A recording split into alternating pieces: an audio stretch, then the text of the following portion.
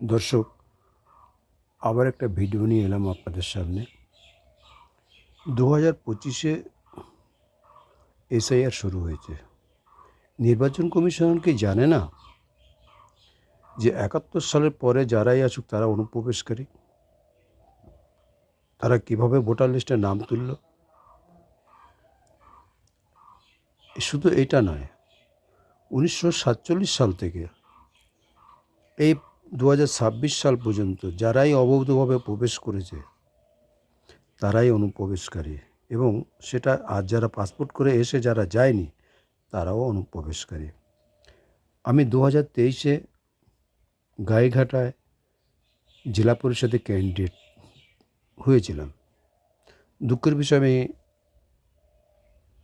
জিততে পারিনি, আমাকে জিতানো হয়নি। যাই হোক, কংগ্রেসের থেকে আজকে গাইঘাটা ভিডিওতে দুটো ভিডিওকে আমি ভালো পেয়েছিলাম। এক বাগচিবাবু আর এক জ্যোতির্ময় তাঁতিকে। এরা যদি আজকে ভিডিওতে থাকতো তা এত ভুয়ো নাম ভোটার লিস্টে উঠতে পারতো না। আজকে ভোটার লিস্টের এই যে জ্যোতির্ময় তাঁতির সই নকল করে ভোটার লিস্টে নাম তুলেছে অনেকে, সেটা ধরাও পড়েছে, এবং সিটিজেনশিপ কার্ডও বিক্রি করেছে, সেটাও ধরা পড়েছে গাইঘাটা অঞ্চলে গাতি গ্রামে। দেখুন আজকে কেন এখনও এসআইআরে যাদের নাম বাদ গেছে বা এখনও আছে ভোটার লিস্টে, পুরো নাম ভোটার লিস্টে ভরা।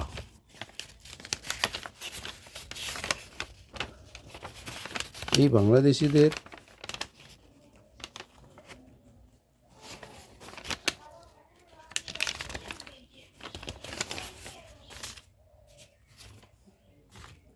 এই যে ভোটার লিস্টগুলো দেখতে পাচ্ছেন, এই যে নামগুলো, চেহারাগুলো, এই লোকগুলো কীভাবে ভোটার লিস্টে নাম উঠলো বলুন তো? নির্বাচন কমিশনার, আপনি ভোটার লিস্ট যাচাই করুন, সিএ করুন, এনআরসি করুন। 1946 সাল থেকে এই পর্যন্ত যে সমস্ত পূর্ব পাকিস্তান থেকে এবং বাংলাদেশ থেকে এসছে তাদেরকে নাম বাদ দেওয়া হোক। কোন রাজনীতি দল কী বলল? তারা ভোটের স্বার্থে রাজনীতি করছে, তাদেরকে উস্কানি দিচ্ছে, এদের বিরুদ্ধে অ্যাকশান নেওয়া হোক। দেখুন আপনারা এই যে নামগুলো কোথা থেকে, ছবিগুলো দেখতে পাচ্ছেন, এগুলো কারা? এদের বিরুদ্ধে কেন ফরেনার অ্যাক্ট আইনে কেস হবে না? ফরেনার অ্যাক্ট আইন কেন কেস হবে না বলুন? ধন্যবাদ। প্রচুর প্রচুর শেয়ার করবেন এবং ভিডিওটাকে লাইক করবেন। আমার ইউটিউব চ্যানেলের নাম জাগো দেশবাসী ও জাগো, দুর্নীতির বিরুদ্ধে প্রতিবাদ। আপনাদের সবার কাছে একটা অনুরোধ, কোথাও কোনো ঘটনা ঘটলে আমাকে জানাবেন, আমার হোয়াটসঅ্যাপে পাঠাবেন, আমি খবর করব। ধন্যবাদ। Thank you.